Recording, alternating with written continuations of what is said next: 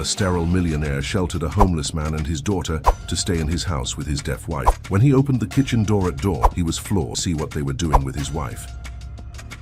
Edward Williams stepped on the wet asphalt of the main avenue with the determination of a man who had built an empire from scratch. But his brown eyes betrayed the emotional exhaustion he had carried since his forced departure for the business trip. At 42, his imposing silhouette still commanded respect. Broad shoulders supporting tailored Italian suits, perfectly combed grey hair at the temples, calloused hands that held the memory of the bricks he had carried in his youth before becoming the most respected real estate magnate in the region. But today, as he walked toward the taxi that would take him home, his mind was fragmented between the disastrous meeting he had just ended and the call he had received from the doctor 3 days ago. The doctor's words echoed in his head like a definitive sentence, destroying dreams he had nurtured throughout his adult life. His legs trembled imperceptibly with each step, not from physical fatigue, but from the emotional weight of carrying a truth that would forever change his relationship with Christine. How will I look into my wife's eyes and repeat the words that shattered my world? Mr. Edward, your condition is irreversible. You will never be able to be the biological father of a child. The frantic movement of people around him seemed to happen in slow motion as Edward recalled every detail of the phone conversation he had with Christine the night before. His wife, normally so articulate and confident in her words, had communicated through desperate gestures and exaggerated facial expressions, trying to compensate for the sudden deafness that had afflicted her 2 weeks earlier, without any plausible medical explanation. The image of Christine silently crying on the other side of the cell phone screen, her tears running down her pale cheeks as she tried to read his lips through the video call, had been engraved in his memory like a hot iron brand. Edward knew she had dreamed of being a mother since the first year of marriage, planned every detail of the baby's room, chose feminine and masculine names during romantic dinners, talked about child-rearing methods with her socialite friends. Now he would have to shatter those dreams with the same cruelty that life had shattered his. His pace involuntarily accelerated, an inexplicable urgency taking over his movements as he crossed the street toward the taxi stand. I need to get home before she realizes from my eyes that our life has changed forever. I need to find the strength to be the husband she deserves, even while carrying this pain. On the other side of the busy avenue, Michael Blackwell observed the chaotic flow of people and vehicles with the resigned patience of someone who had learned to survive in the interstices of society. His 35 years appeared as 50 after 2 years sleeping under awnings and viaducts. His thin face marked by scars that told stories of fights for food and territory, the unaligned beard hiding a jaw that had once been strong and proud before the financial fall that had taken him to the streets. His clothes, a faded plaid shirt, jeans torn at the knees and punctured sneakers that left his feet wet on rainy days, were the only material possessions remaining from a previous life as a small merchant. But Michael carried something far more valuable than any material good. Sarah, his 7-year-old daughter, whose small, warm hand clung to his with the absolute confidence of someone who had found in her father the only safe constant in an unstable world. The girl was a living contradiction. Her honey-colored curly hair shone even when dirty. Her large green eyes maintained a childlike curiosity, despite having witnessed more cruelty than any child should know. Her worn clothes couldn't hide the natural grace she had inherited from her deceased mother. Michael instinctively squeezed the small leather pouch he carried in the inside pocket of his jacket, feeling the familiar shape of the dried herbs his grandmother had taught him to collect and prepare before she died. Sarah, my angel, today Daddy feels that something important is going to happen. Your great-grandmother always said that herbs know when they'll be needed. The intuition that had guided Michael during the most difficult moments of his life on the streets manifested again when his eyes fixed on the suited man crossing the street with hurried steps and a lost gaze. There was something in that stranger's posture that awakened his protective instinct. Shoulders curved by the weight of an invisible pain, the absent expression of someone carrying thoughts heavier than their own body, the automatic walk of someone who wasn't really present in the moment. Michael knew this body language intimately, as he had displayed it during his first months on the street, when the reality of his new condition had not yet fully settled in his mind. It was the walk of a man lost in his own problems, oblivious to the real dangers of the world around him. When the deep roar of a high-speed engine cut through the afternoon air, Michael looked up and saw the black car speeding down the avenue at an absurd speed, the driver apparently distracted by his phone. The trajectory was clear. The vehicle and the man in the suit would meet in a few seconds, and given the speed and distance, there would be no time for braking or swerving. "Sarah, stay here with the lady at the newsstand. Daddy needs to help someone who is in danger." Time seemed to dilate as in an action movie when Michael released Sarah's hand and ran toward the distracted man, his bare feet finding surprising grip on the wet asphalt. Edward had only partially perceived the danger. His reflexes, dulled by emotional exhaustion, were trying to process the sound of the approaching engine, but his mind was still trapped in images of Christine crying and the doctor's words about his sterility. The car was less than 10 meters away when Michael launched himself with all the strength he could gather, his arms wrapping around the stranger in a protective embrace that threw him out of the vehicle's deadly path. Michael courageously threw himself to save Edward, but was hit by the vehicle. The sound of the impact echoed through the avenue, followed by the noise of glass and brakes. Edward rolled across the pavement, getting some scratches but totally alive and conscious of the miracle he had just witnessed. When he turned to thank his savior, he found Michael lying a few meters away, injured and urgently needing medical care. "My God, what did you do? Why did you risk your life for a complete stranger?" Sarah's scream cut through the air like a blade, a sharp and desperate sound that made pedestrians stop and drivers slow down to observe the scene. The girl tried to run toward her father, her small legs stumbling on the uneven sidewalk, but was intercepted by the newsstand lady, an elderly woman with gray hair who held her firmly against her chest while murmuring words of consolation. Sarah's tears fell uncontrollably. Her little hands stretched toward Michael as if she could reach him through sheer willpower, her sobs interspersed with desperate calls for her father, who couldn't respond. Edward rose unsteadily, completely ignoring his own superficial wounds, and ran to where Michael lay motionless on the cold asphalt. He was still breathing, but with increasing difficulty. His green eyes, even clouded by pain, tirelessly searched for Sarah, paternal concern overcoming any physical suffering he might be feeling. Edward knelt beside the man who had saved his life, his hands trembling as he tried to apply pressure to the most visible wounds, not knowing exactly how to help, but determined to do something. "Don't move. The ambulance is coming. Your daughter is fine, she's safe. You need to hold on for her." The crowd that formed around the scene was a typical mosaic of urban society. Executives in expensive suits checking their watches impatiently, college students recording everything with their phones, housewives carrying shopping bags and commenting in low voices about the tragedy they were witnessing. Some offered genuine help, trying to control traffic or calm Sarah, but most just watched with the morbid curiosity characteristic of those who observe others' pain without truly getting involved.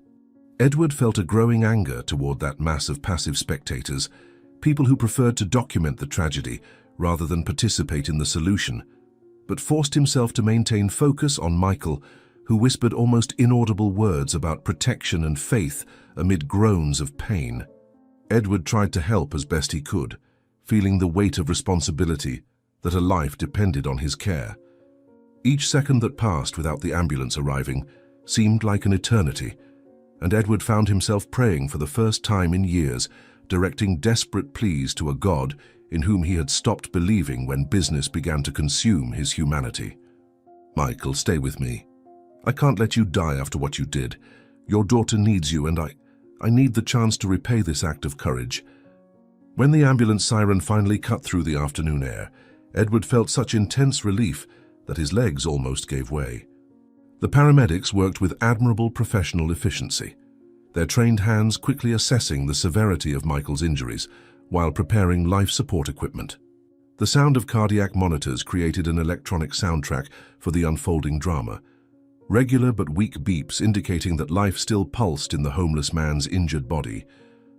Sarah was allowed to board the ambulance only after much insistence from Edward, who assumed temporary responsibility for the girl given the impossibility of locating other relatives. During the frantic journey to the hospital, Edward held Michael's cold hand while watching Sarah whisper prayers her grandmother had taught her, her childish words carrying a pure faith that deeply touched the skeptical businessman's heart. The girl was extraordinarily mature for her 7 years, the inevitable result of a life that had forced her to grow up too quickly, but she still maintained the innocent hope characteristic of childhood. Michael opened his eyes periodically to check if Sarah was okay, each look confirming that his greatest concern was not for his own survival, but for his daughter's well-being. "Sarah is here. She's safe with me. You're an amazing father, Michael. Stay strong for her." St. Vincent Hospital was the most prestigious medical institution in the city, an imposing architectural complex of glass and marble that exclusively served the economic and social elite of the region. Edward knew every corridor of that place, having donated millions over the years for expansions and acquisitions of cutting-edge equipment, always with the secret hope that one day he would need the best obstetric care to accompany Christine's pregnancy. The irony of the situation did not go unnoticed. He was using his influence in that hospital not to fulfill his dreams of fatherhood, but to save the life of the man who had prevented him from dying before even discovering he would never be a father. The ambulance stopped at the emergency entrance, where a medical team was waiting to receive Michael, but the head nurse's expression visibly changed when she assessed the patient's appearance. Her trained eyes quickly catalogued the socio-economic signs: torn and dirty clothes, absence of identification documents, characteristic smell of someone living on the streets, injuries consistent with a hit-and-run involving a person in a situation of social vulnerability. Edward watched with growing indignation as the nurse discreetly consulted a list on her computer, checking standard procedures for patients without payment conditions or medical coverage. "This man saved my life less than an hour ago. I demand that he receive the best possible care, regardless of his financial condition." The initial resistance of the hospital staff manifested in subtle but unequivocal ways: disapproving looks, whispered comments among employees, deliberate delay in mobilizing specialized medical resources. The head nurse, a middle-aged woman with a perpetually severe expression, adopted the professional but cold tone characteristic of someone accustomed to dealing with problematic social cases. She explained with false patience that the hospital had specific protocols for emergency care, but that prolonged care required financial guarantees or transfer to appropriate public institutions. Edward felt the blood boil in his veins, his humble origins resurging with full force in the face of the social injustice he was witnessing. Sarah clung to his leg, her large eyes fixed on the stretcher where Michael was being superficially examined, her innocent faith contrasting with the bureaucratic cruelty unfolding around them. The businessman who had built an empire through diplomacy and strategic negotiation momentarily disappeared, replaced by the poor boy who had grown up facing prejudice and discrimination. Listen very carefully to what I'm going to say only once. My name is Edward Williams, and I am one of the main financial supporters of this institution. If this man does not immediately receive the best available medical care, I will withdraw all my contributions and file a lawsuit for negligence that will result in the permanent closure of this hospital. The transformation in the team's behavior was instantaneous and almost cinematic, as if someone had pressed a button that completely altered the atmosphere of the environment. The head nurse visibly paled upon recognizing the name, her hands trembling slightly as she typed urgent commands into the hospital system, authorizing procedures that minutes before were considered impossible for a patient without resources.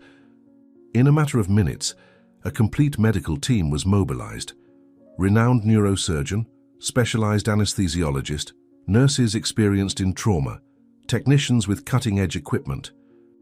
Michael was immediately transported to the most advanced operating room in the hospital, his chances of survival increasing exponentially thanks to Edward's decisive intervention.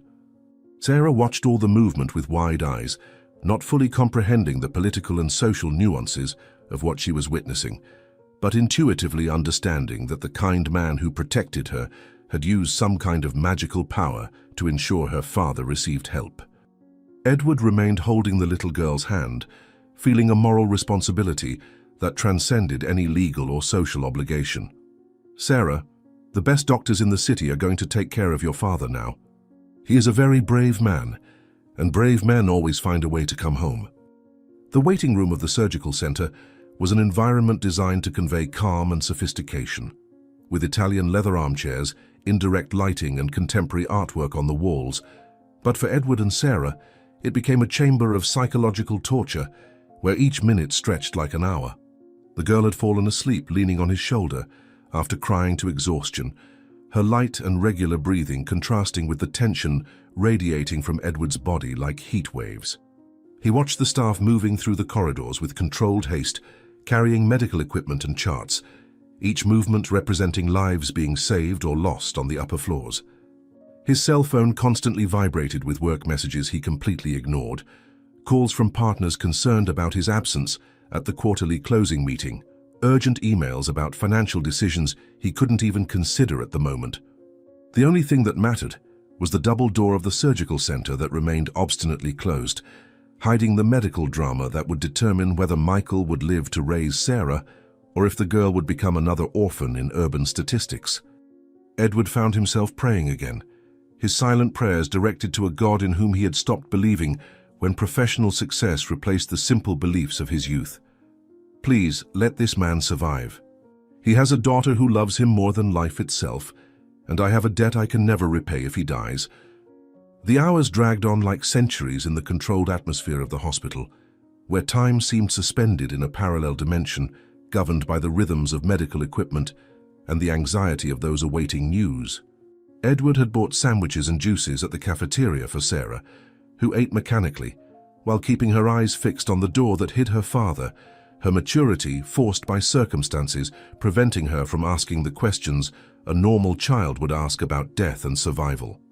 The businessman observed the girl with growing admiration and sadness, recognizing in her a strength of character that many adults did not possess, an ability to resist despair that she had probably developed during the difficult months on the streets. Other families came and went from the waiting room, some celebrating good news, others being consoled by chaplains and social workers, creating a constant cycle of hope and despair that reflected the unpredictable nature of the human condition. Edward thought alternately of Michael fighting for his life on the upper floors and Christine waiting for him at home, two people who represented different aspects of his humanity, the successful man who had built a life of privilege and the poor boy who still cared about social justice. Sarah, your father is a true hero. People like him are rare in this world, and I'm sure he won't give up fighting to come back to you. When the doctor finally emerged from the surgical center, after 6 interminable hours, slowly removing the surgical mask and bloodied gloves, Edward felt the entire world focus on that unique and decisive moment. The neurosurgeon's expression was tired and grave, his eyes revealing the emotional weight of a surgery that had tested all the limits of his professional experience, his eyebrows furrowed in an expression that did not allow for optimistic interpretations. Sarah awoke immediately, as if her daughter's instincts alerted her to the crucial moment that had finally arrived, her small fists clenching tightly as she prepared to receive news that could change her life forever. Edward rose slowly, each movement deliberate and controlled, mentally preparing himself for any possibility while holding the cold, trembling hand of the girl who had trusted him during the longest hours of her young life. The hospital corridor had never seemed so silent and threatening, with each second of the doctor's pause representing an eternity of uncertainty about Michael's fate and, by extension, about Edward's own soul. Life was about to reveal whether the heroic sacrifice would have a redemptive ending or would turn into just another anonymous urban tragedy. Doctor, please, how is Michael? Did you save him? This girl cannot lose her father. The doctor took a deep breath before speaking, his words echoing through the silent hospital corridor like a divine sentence that would determine the fate of 3 lives intertwined by chance and courage. Michael is alive, but his condition is extremely critical. We managed to stabilize the internal injuries and repair the most severe fractures, but he will need constant medical care during the next few weeks, intensive physiotherapy, and mainly a calm environment for his recovery. Without proper care, any complication could be fatal. Edward felt his legs weaken with relief, while Sarah clung to his hand with renewed strength, her tears now mixed with pain and hope. The neurosurgeon continued with a grave expression, detailing the risks and necessary procedures. explaining that Michael could not be moved from the hospital for at least a week, and even after that, he would need specialized home medical care. Edward listened to each word as if it were a judicial decree, mentally calculating the costs and logistics needed to ensure the best possible recovery for the man who had saved his life. "Doctor, I want him to have the best possible care regardless of cost. This man risked his life to save mine, and I will spare no effort to ensure his complete recovery."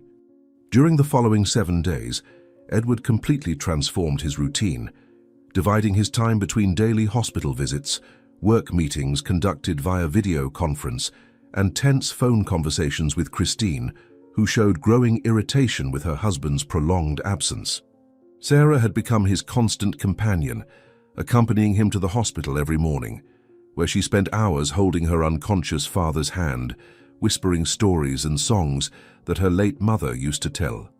The girl revealed surprising maturity during that week of uncertainties, consoling Edward when he showed concern, organizing her own meals when he forgot to eat, maintaining an unwavering faith in her father's recovery, even when doctors expressed doubts. Edward found himself genuinely fond of that extraordinary child, admiring her emotional resilience and purity of heart, qualities that had long been lost in his corporate world of ruthless negotiations and fierce competition. When Michael finally awoke on the 5th day, his first words were for Sarah, asking if she was well fed and if she had said her nightly prayers. "Sarah, my angel, Daddy is here and won't let anything bad happen to you." "Edward, I have no words to thank you for everything you've done for us." Michael's medical discharge came with an extensive list of special care requirements that demanded a controlled environment, medications on a strict schedule, physiotherapy equipment, and home medical monitoring that would cost a monthly fortune. Edward did not hesitate to assume all costs, but the housing issue became a complex dilemma that kept him awake for several nights. Michael and Sarah had nowhere to go. Their situation on the streets made any proper recovery impossible. Hotels were not appropriate for prolonged medical care, and public social assistance institutions had waiting lists that extended for months. The obvious solution was to bring father and daughter to his mansion, where they had fully equipped guest rooms, trained household staff, and adequate space for installing the necessary medical equipment. But Edward knew Christine too well to ignore the storm this decision would unleash in their marriage, already fragile due to his sudden deafness and the fertility problems he had recently discovered. During the journey from the mansion to the hospital on the morning of Michael's discharge, Edward mentally rehearsed different ways to present the situation to his wife, looking for words that could soften the cultural and social shock he was about to impose on their domestic life. "Christine will hate this idea, but I cannot abandon these people after everything we've been through. Michael saved my life, and now it's my responsibility to save his." The arrival at the Williams mansion in the city's most upscale area was a moment loaded with symbolism and tension, with Michael being transported in a wheelchair borrowed from the hospital, still visibly fragile but conscious and grateful, while Sarah walked beside him holding her small bag of personal belongings, the only object that remained from her life before the streets. The 2-story property with landscaped gardens and contemporary architecture represented a completely foreign universe for father and daughter, who observed with discreet admiration the luxury details that Edward considered normal. Ornamental fountains, imported sculptures, luxury cars parked in the garage with glass doors. Edward instructed the driver to take Michael directly to the ground floor guest room, strategically chosen to facilitate his mobility and access to the gardens where he could do outdoor physiotherapy when his condition allowed. Sarah was installed in the adjoining room, originally decorated to receive grandchildren that Edward had recently discovered he would never have, a painful irony that did not go unnoticed as he helped the girl organize her few belongings in the solid mahogany dresser. "Michael, your recovery is my priority now. I want you to feel at home here for as long as necessary." Christine Williams waited in the main living room, like a dethroned queen awaiting confirmation of her deposition, her erect and elegant posture contrasting with the expression of profound disgust she didn't try to hide. At 38, she maintained the aristocratic beauty that had made her the most admired socialite in elite circles. Impeccably arranged blonde hair, designer clothes that cost more than many families' annual salary, jewelry inherited from generations of rich women who never needed to work to survive. But her recent deafness had created an invisible barrier that isolated her from the world, forcing her to rely on lip reading and exaggerated gestures that deeply wounded her pride as a woman accustomed to commanding social situations with natural ease. When Edward entered the room, followed by Michael in his wheelchair and Sarah timidly holding his hand, Christine's expression transformed into a mask of horror and repulsion that she didn't try to disguise. Her eyes scanned the visitors, as if cataloguing every evidence of poverty and social degradation. Michael's worn clothes, the medicinal smell emanating from his bandages, Sarah's frightened appearance, whose childish innocence couldn't hide months of deprivation on the streets. "Edward, what does this mean? Why did you bring these people to our home without even consulting me? This is unacceptable." Christine's first explosion of anger echoed through the room with an intensity that made Sarah hide behind Michael's chair, while the wounded man himself tried to stand up to withdraw, clearly embarrassed by the hostile reception he was witnessing. Edward positioned himself between his wife and his guests, his hands raised in a conciliatory gesture, while trying to explain the situation in a way Christine could understand through lip reading, speaking slowly and articulating each word with deliberate exaggeration. "Christine, please let me explain. Michael saved my life a week ago, literally threw himself in front of a car to protect me. He almost died because of me and now needs special care during his recovery. We can't simply abandon him after such a great sacrifice." But Christine showed no interest in explanations or justifications, her attention fixed on the visual aspects she considered unacceptable. The presence of poor people in her sanctuary of privileges, the violation of her private space by elements that represented everything she despised and feared in the outside world. "I don't care what he did for you. This is our home, our refuge, and I won't tolerate beggars turning our home into a charity shelter." Michael tried to intervene despite his debilitated physical condition, his words carrying wounded dignity, but still respectful in the face of the evident hostility he faced. "Mrs. Christine, I perfectly understand your concern and discomfort with our presence. It was never my intention to cause problems in your marriage or invade your personal space. If there is somewhere we can stay temporarily until I recover enough to take care of my daughter, I would be grateful for your guidance." His words, pronounced with effort due to his rib injuries, carried a genuine humility that contrasted drastically with Christine's aggressive prejudice, creating a palpable moral tension in the room's atmosphere. Sarah watched the exchange with wide eyes, her precocious intelligence allowing her to understand that they were being rejected by someone who considered them inferior, a painful experience that would forever mark her perception of social inequality. Edward felt a deep shame at his wife's reaction, but also understood that forcing the situation could definitively destroy his marriage, already fragile from their recent medical problems. "Christine, they're not beggars. They're people who have gone through difficulties, but maintain their dignity and values. Michael demonstrated more courage and nobility in one moment than anyone I know." The following weeks at the Williams mansion transformed into a psychological battlefield, where each meal, each casual encounter in the hallways, each attempt at civilized coexistence resulted in growing tension and veiled confrontations that undermined the family atmosphere. Christine developed an elaborate routine to avoid any contact with Michael and Sarah, having breakfast in her room, lunching at the country club with her socialite friends, dining only after the guests had retired to their rooms. When encounters were inevitable, she treated them with glacial coldness, addressing only Edward as if father and daughter were inconvenient furniture that needed to be removed. Michael, for his part, maintained an almost invisible discretion, limiting himself to his room for most of the day, going out only for physiotherapy sessions in the garden during times when he knew Christine was absent. Sarah adapted with the resilience characteristic of children, finding quiet little corners where she could play without bothering anyone, always alert to signs of tension between the adults that determined the emotional climate of the house. "Edward, I can't take this situation anymore.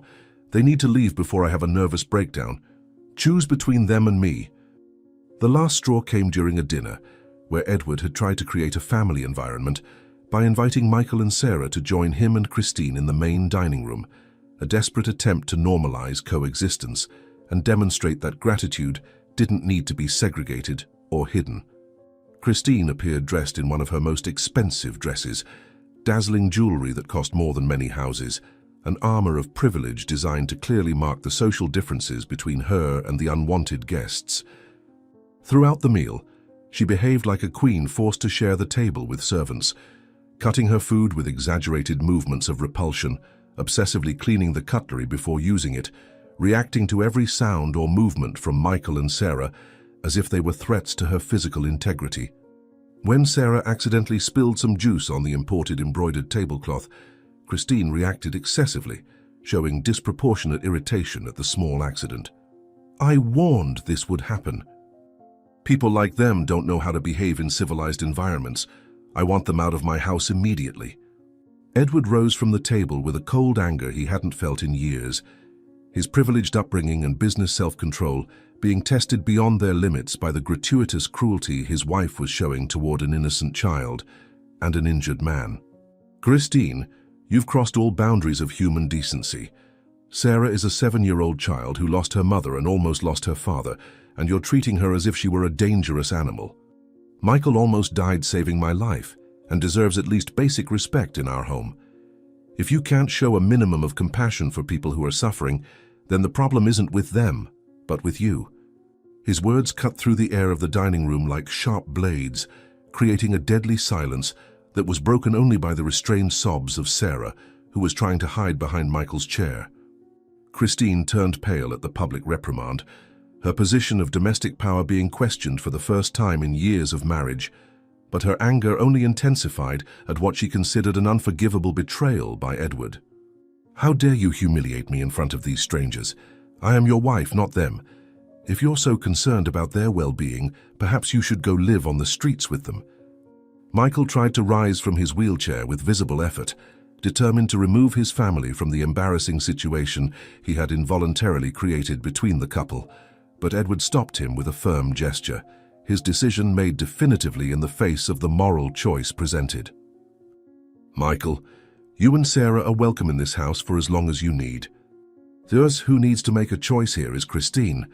She can learn to live with dignity and respect for others, or she can continue with this intolerable attitude that is destroying our family."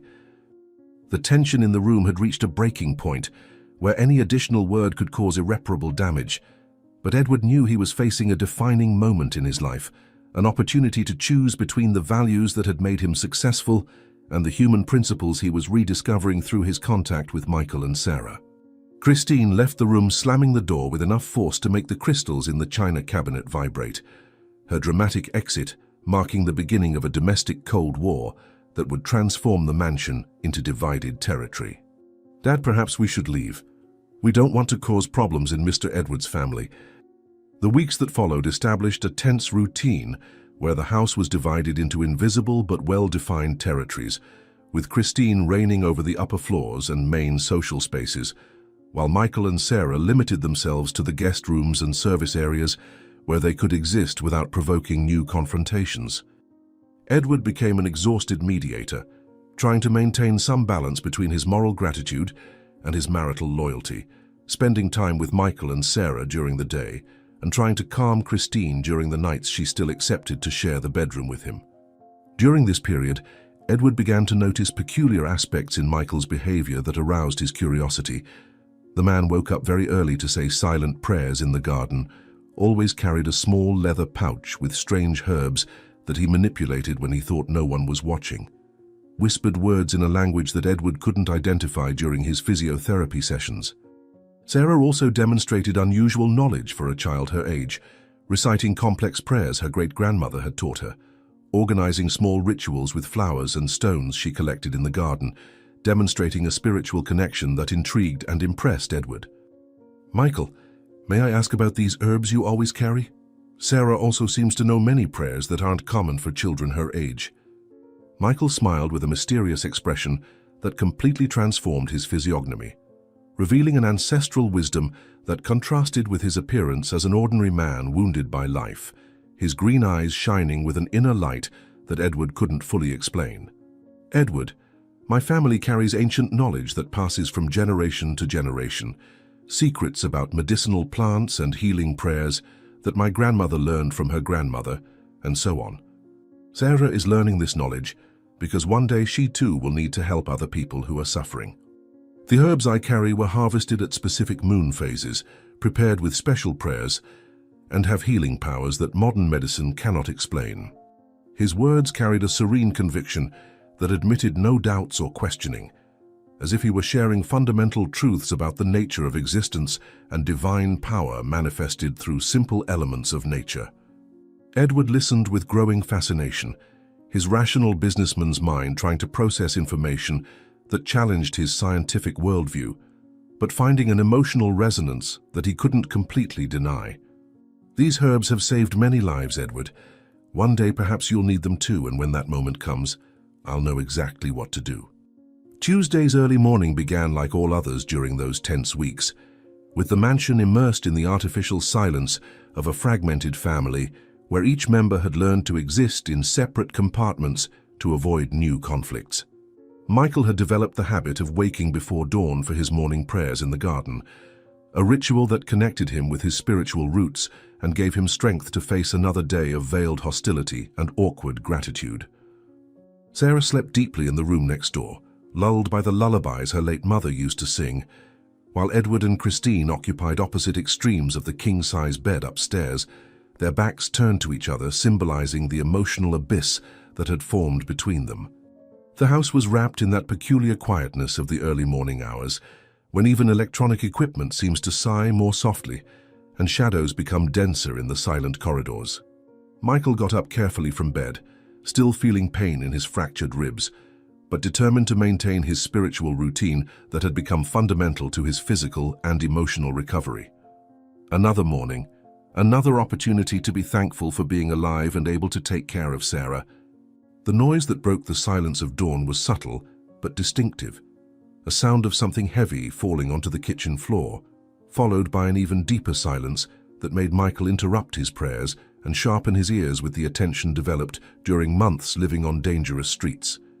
His urban survival experience had honed his instincts to detect dangerous situations, and something about that specific noise triggered all his internal alarms, an intuition that rarely deceived him when it came to sensing trouble. Michael got up from the bed with careful movements, ignoring the protests of his body still in recovery, and walked silently down the hallway toward the kitchen, his bare feet making no sound on the cold marble floor.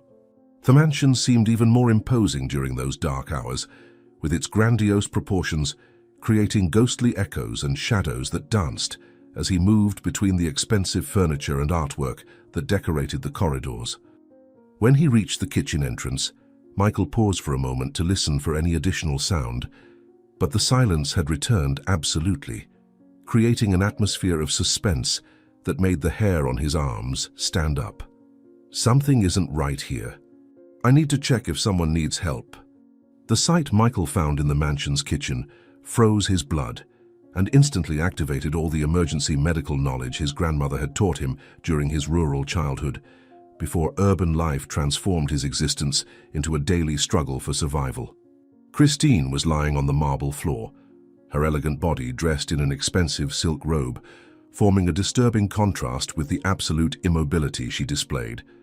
Her pale face turned toward the ceiling as if she were observing something invisible on the crystal chandelier hanging over the central island of the kitchen. Her blonde hair was spread around her head like a golden halo, and her eyes were closed with an expression of peace that dramatically contrasted with the tension and anger that had characterized her behavior during the past few weeks. There were no visible signs of violence or injury, but the paleness of her skin and the complete absence of visible respiratory movement created a scene that seemed suspended between life and death, demanding immediate action from someone with adequate knowledge to assess the situation. Michael approached quickly, his traditional medical instincts overriding any consideration of the hostility Christine had shown toward him and Sarah during their stay at the mansion. Dear God, what happened to her? I need to act quickly before it's too late. Michael knelt beside Christine's motionless body, his trained fingers searching for vital signs in her delicate neck, while his mind rapidly processed the traditional medical knowledge his grandmother had passed on to him during years of teachings about healing through ancestral plants and rituals. Christine's pulse was extremely weak, almost imperceptible, and her breathing was so shallow that only someone with experience in emergency situations would be able to detect it through careful observation of the almost invisible movement of her chest. The paleness of her skin had intensified in the minutes since Michael had found her, and a bluish coloration was beginning to appear around her lips, signs he recognized as indicators of a critical condition that required immediate intervention through methods his family had mastered for generations. Michael knew the next few minutes would be crucial in determining whether Christine would survive or become another victim of forces that conventional medicine couldn't fully comprehend. His hands trembled slightly as he assessed the situation, not from fear, but from the overwhelming responsibility of using ancestral knowledge to save the life of someone who had treated him with such contempt. Sarah needs to wake up right now. Without her special herbs, I won't be able to reverse what's happening to Christine. The silent race through the mansion's corridors to Sarah's room was a desperate journey where each second seemed to stretch like an eternity, with Michael completely ignoring the pain in his still recovering ribs as he moved with the urgency of someone who perfectly understands the fatal consequences of any delay. Sarah woke up instantly when Michael gently touched her shoulder, her childhood instincts sharpened by life on the streets, allowing her to awaken completely in a matter of seconds, her large green eyes immediately focusing on her father's concerned face. "Sarah, my angel, I need the special herbs you keep in your great-grandmother's pouch. Mrs. Christine is very ill in the kitchen, and only our herbs can help her now. Do you remember everything I taught you about the healing rituals that your great-grandmother taught me when I was a child?" Michael spoke in urgent whispers, his words carrying a seriousness that made Sarah instantly understand the gravity of the situation without needing detailed explanations. The girl rose from the bed with quick and determined movements, her small fingers automatically finding the leather pouch she kept hidden under her pillow, a family treasure representing generations of knowledge about healing through medicinal plants and specific prayers. "Dad, I brought the full moon herbs that great-grandmother said to keep for emergencies. Do they still have the power to cure diseases that doctors can't understand?" The return to the kitchen transformed into a silent but determined procession, with Sarah carrying her herb pouch as if it were a sacred object, and Michael mentally reviewing the exact steps of the ritual that his grandmother had taught him during childhood, when he still believed that such knowledge was merely folkloric superstitions of simple country people. Christine remained in the same position where they had found her, but her condition had visibly deteriorated in the minutes they had been absent. Her skin was even paler, almost translucent, and her breathing had become so weak that Michael had to place his ear close to her mouth to confirm she was still alive. "Sarah, now we'll do exactly as I taught you, following each step that our family has practiced for hundreds of years. First, we need to collect fresh herbs from the garden to complement what we have in the pouch. Then prepare her body in the correct way to receive healing." Michael spoke with a serene authority that completely transformed his personality, revealing aspects of his identity that had remained hidden during all the weeks of tense coexistence in the mansion, as if the medical emergency had activated ancestral knowledge that lay dormant in his subconscious. "Dad, I'll get the sacred mint and the healing leaves I saw growing near the garden fountain. Great-grandmother always said that plants growing near water have more healing power."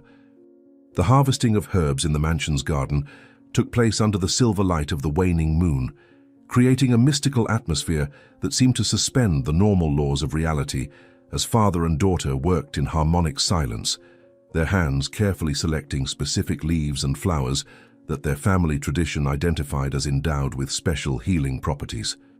Sarah demonstrated surprising knowledge about medicinal plants, her small fingers instinctively choosing the youngest and most vibrant leaves, avoiding those that showed signs of disease or aging, following criteria she had learned through attentive observation during months of practical teachings that Michael considered essential for her education. The landscaped garden of the mansion, ironically, contained many of the plants they needed: wild mint that grew naturally near the irrigation system, eucalyptus leaves from an ornamental tree, lavender flowers that Christine had ordered planted for purely aesthetic reasons. never imagining that one day they could save her life through knowledge she dismissed as superstition of ignorant people. Michael murmured low prayers while harvesting each plant, words in an ancient dialect that his grandmother had taught him, but that he himself did not fully understand, trusting in the tradition passed down through generations as an act of pure faith. "Sarah, now we have everything we need. Let's go back inside and prepare the mixture exactly as our family has always done."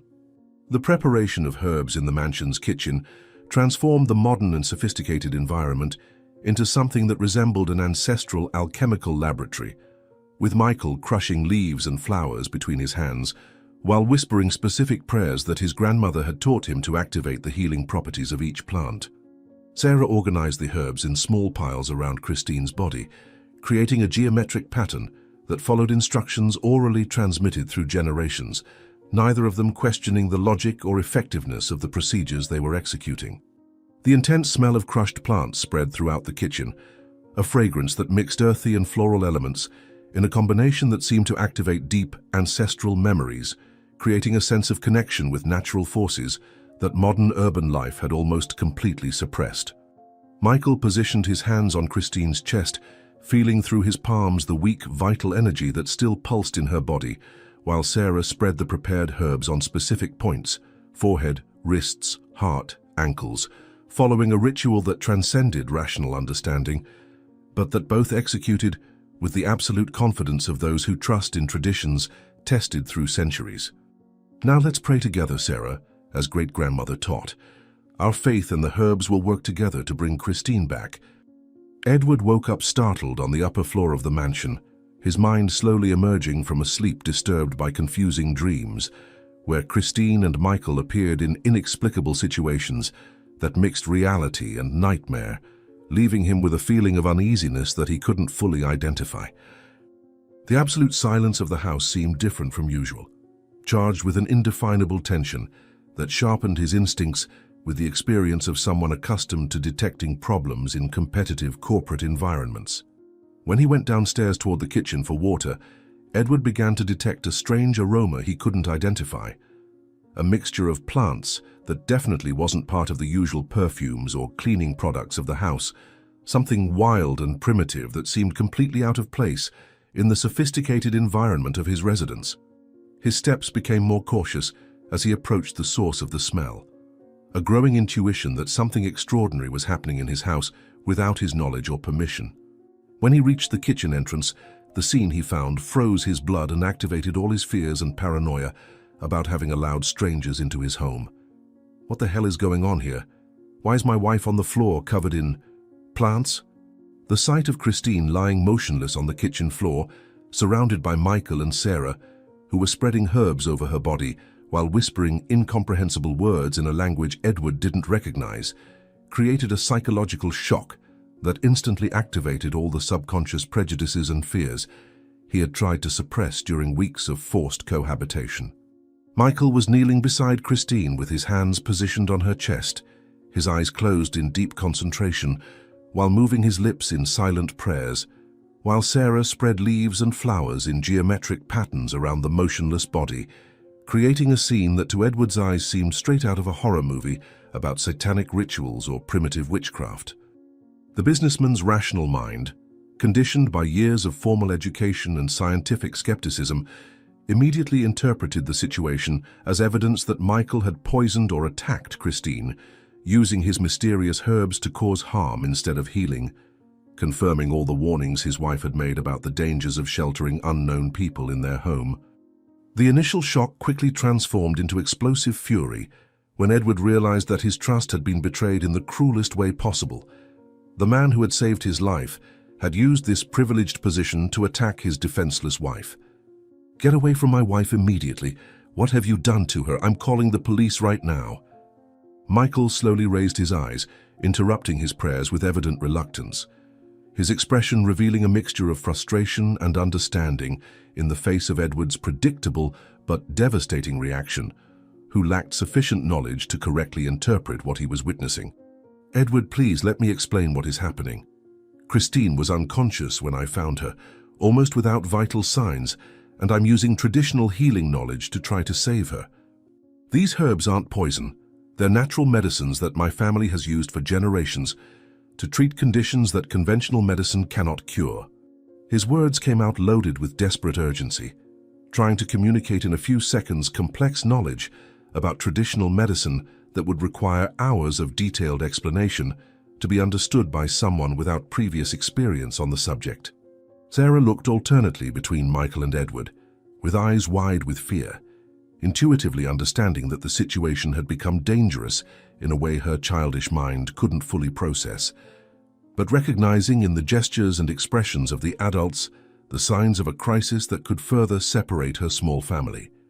"Mr. Edward, Daddy is trying to help Mrs. Christine. He did the same thing with me when I was very sick and the herbs cured me." Michael's explanation only intensified Edward's paranoia, who interpreted the words as confirmation that the homeless man had used drugs on a child, demonstrating a pattern of dangerous behavior that justified all his darkest suspicions about the true intentions of someone who had manipulated his gratitude to gain access to his family. "You use these substances on your own daughter. This confirms that you are dangerous and that I was right to distrust your methods. Get away from my wife immediately, or I will use physical force to remove you." Edward advanced toward Michael with clenched fists, his refined education completely disappearing in the face of what he perceived as a direct threat to Christine's life, replaced by the primitive instincts of territorial protection that emerge when someone feels their family threatened by invaders. Michael rose slowly, his hands extended in a peaceful gesture that tried to communicate the absence of hostile intentions, but his eyes revealed the deep pain of someone who saw his healing mission being interrupted by ignorance and prejudice. Sarah clung to her father's leg, her contained sobs creating a moving soundtrack for the confrontation that was destroying any possibility of rational explanation. "Edward, if you expel me now, Christine may die. She needs the ritual to be completed, otherwise the herbs won't have time to take effect." Michael's threat about Christine's death was interpreted by Edward as emotional blackmail from someone desperate to hide evidence of a crime, definitively confirming his suspicions about the true intentions of the man he had invited into his home, moved by misdirected gratitude. "You're threatening my wife. This is extortion and attempted homicide. Get out of my house right now before I call the police and you're arrested for poisoning."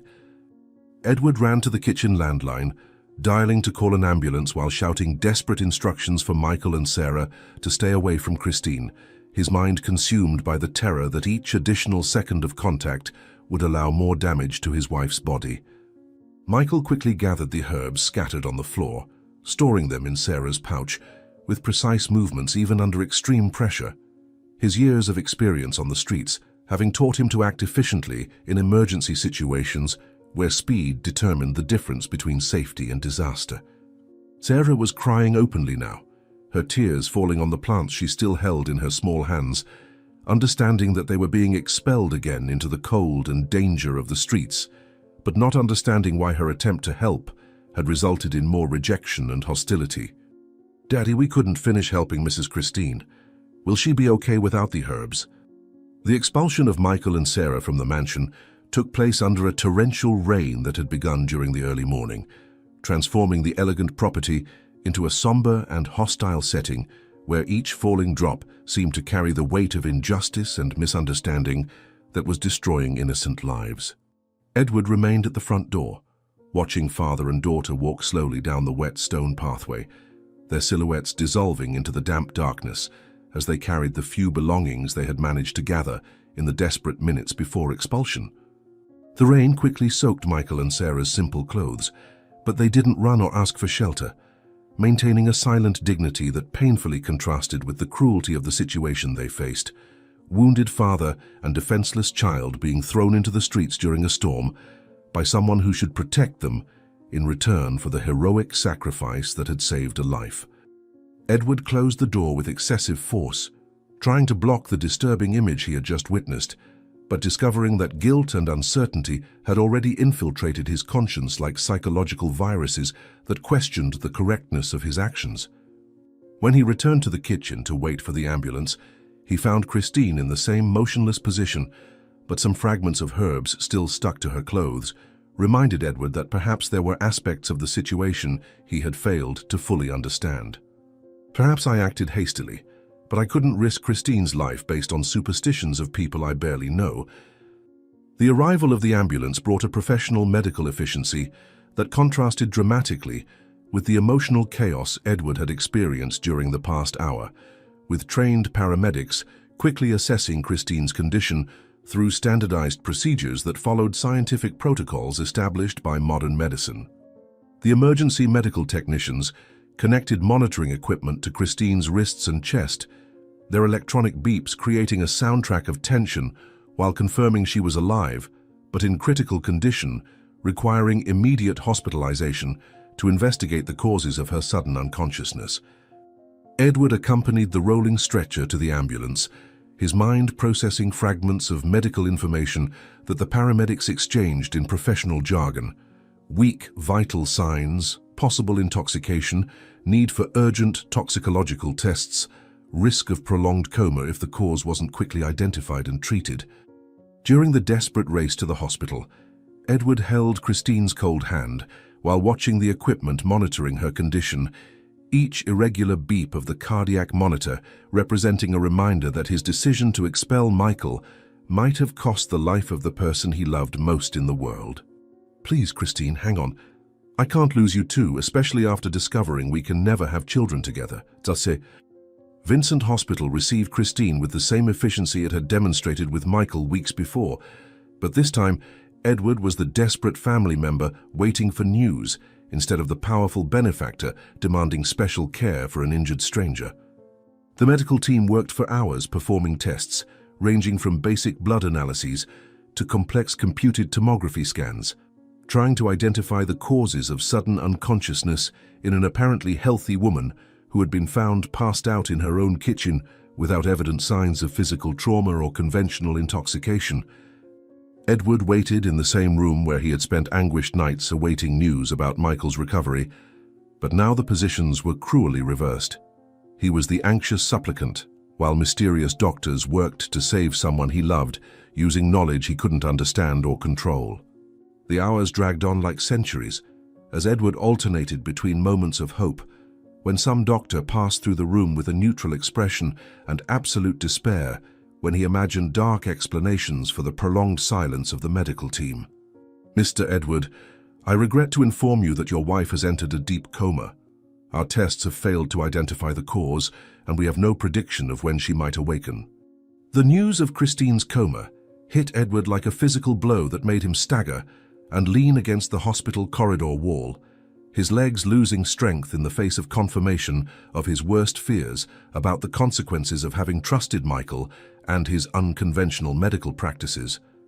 The doctor who conveyed the information, the same neurosurgeon who had operated on Michael weeks before, explained with professional patience that all conventional tests had resulted negative, revealing no signs of poisoning, stroke, infection, or any other known medical condition that could cause sudden loss of consciousness in a young and apparently healthy woman. "Dr. Richardson, there must be a medical explanation for what happened to my wife. She was fine when she went to sleep, and a few hours later I found her unconscious in the kitchen. I suspect someone might have used substances undetectable by your tests to intentionally cause her harm." Edward described his version of the dawn's events, deliberately omitting details about the ritual he had witnessed, focusing only on Michael's presence near Christine's unconscious body and the herbs scattered around her as circumstantial evidence of deliberate poisoning. The doctor listened with professional attention, but his expression indicated growing skepticism about conspiracy theories involving medicinal plants and socially vulnerable people. "Mr. Edward, I understand your distress, but our tests are extremely precise. If there had been intoxication by plants or any other substance, our laboratories would have detected it." The following days transformed into a torturous routine where Edward divided his time between keeping vigil beside Christine's hospital bed and desperately searching for medical answers that could explain her inexplicable condition, consulting specialists in neurology, toxicology, and internal medicine without finding any clue about the causes of her persistent coma. Christine remained motionless in the hospital bed, connected to machines that maintained her basic vital functions, while her brain remained inaccessible to external stimuli, creating a medical suspense situation that tested the limits of modern science and human faith in equal proportion. Edward hired the best specialists available, had experimental equipment transported from other countries, offered fortunes to any doctor who could awaken his wife, but all efforts resulted in the same frustrating conclusion. Christine was physically healthy, but her consciousness had disappeared for reasons that transcended conventional medical knowledge. During the long hours of vigil, Edward tortured himself with memories of their last argument about Michael and Sarah, remembering the cruel words Christine had directed against an innocent child and a wounded man, questioning if her current condition could be some kind of divine punishment for her lack of compassion. "Christine, if you can hear me from wherever you are, you need to know that I expelled Michael and Sarah that same night. Perhaps I made a terrible mistake." Edward's conscience became heavier each day, with doubts about the correctness of his actions on that fateful dawn, especially when he recalled specific aspects of Michael's behavior that contradicted the theory of deliberate poisoning he had constructed to justify his violent reaction. Michael had shown genuine concern for Christine's well-being during the weeks of tense coexistence, never responding to her hostile provocations with aggression, always maintaining a respectful posture even when treated with evident cruelty, behaviors inconsistent with someone who planned to cause intentional harm to the family sheltering him. Edward also remembered details about Sarah's personality that made it impossible to believe that such a pure and innocent child could be complicit in any criminal act against people who had shown kindness to her, even while facing Christine's systematic rejection. The herbs he had found scattered around his wife's body could have completely different explanations than what his terrified mind had constructed. Perhaps Michael was really trying to help using traditional medical knowledge that Edward simply couldn't understand due to the limitations of his urban and conventional education. "I need to find Michael and Sarah to discover the truth about what really happened that dawn.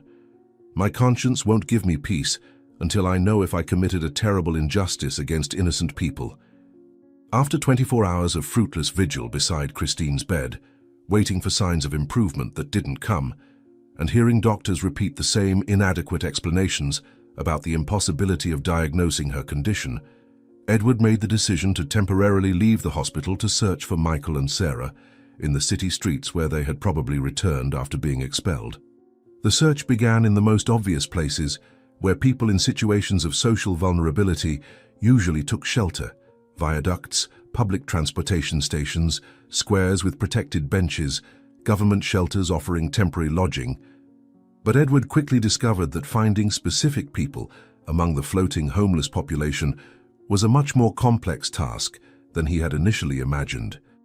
His expensive clothes and luxury cars marked him as a stranger in the environments where he searched, creating distrust among people who had learned to protect themselves from individuals who represented the social system that had rejected them, making his attempts to obtain information about Michael and Sarah frustrating exercises in intercultural communication. Edward spent hours walking through areas of the city he had never visited during his 42 years of privileged life, discovering a parallel reality of poverty and abandonment that existed just a few kilometers from his luxurious mansion, an experience that began to fundamentally modify his perspective on social inequality and human responsibility. "Where are you, Michael and Sarah? I need to apologize and find out if I can undo the harm I caused through my ignorance and prejudice." The storm that devastated the city on that Tuesday night seemed to carry all the celestial fury accumulated during months of unresolved social injustices, with winds that knocked down century-old trees and rain that transformed streets into raging rivers, where abandoned cars floated like drifting ships. Edward drove his luxury sedan through the flooded avenues with the desperate determination of someone who knew he was racing against time to undo a mistake that could cost innocent lives, his eyes trying to penetrate the curtain of water that made visibility almost zero even with the headlights at maximum power. The streets that during the day teemed with commercial activity and urban movement had become apocalyptic scenarios where only the most desperate risked remaining outdoors, creating a desolate landscape that perfectly reflected Edward's emotional state as he searched for Michael and Sarah in the most adverse conditions possible.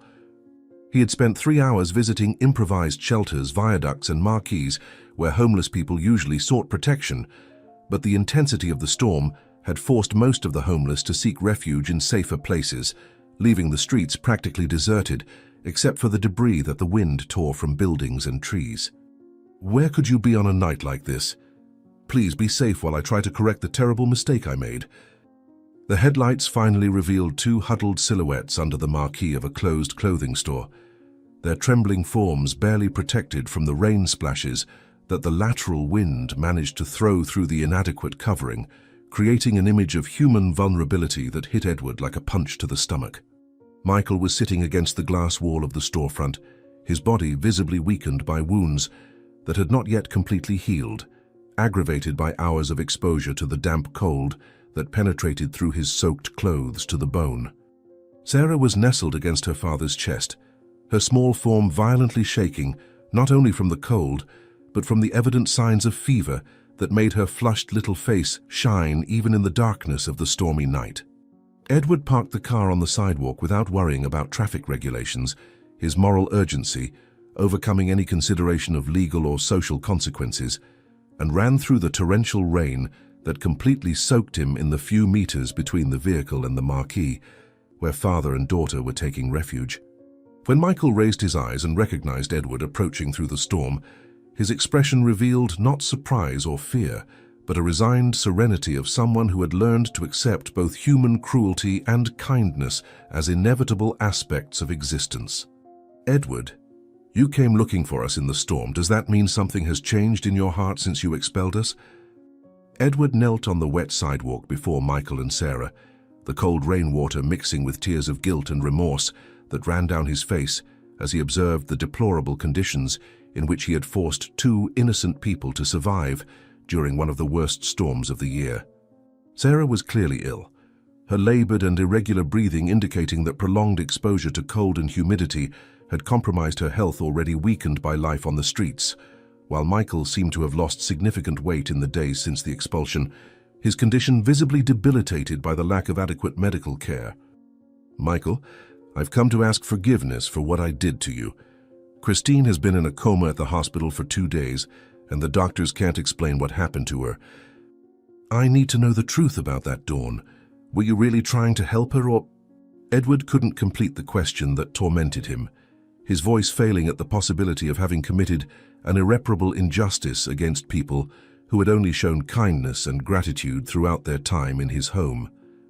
Michael observed Edward with eyes that reflected more sadness than anger, perfectly understanding the internal conflict the businessman faced between his rational education and the spiritual reality that transcended conventional scientific understanding. "Edward, I was trying to save Christine's life using knowledge that my family has possessed for generations. The herbs I used are natural medicines that can cure diseases that modern medicine cannot even diagnose." Michael's explanation echoed through the deafening noise of the storm like a confession that carried the weight of ancestral traditions and spiritual knowledge that had been preserved through centuries by simple families who understood connections between nature and healing that modern science had lost in its quest for purely material explanations. "Christine was dying, Edward. Her soul was separating from her body for reasons that transcend conventional medical diagnoses. The herbs that Sarah and I spread around her body were specifically prepared to anchor her vital essence back to physical reality. But you interrupted us before the ritual could be properly completed." Michael spoke with a serene authority that completely transformed his personality from humble homeless man to traditional healer who mastered knowledge about life and death that Edward had never considered possible.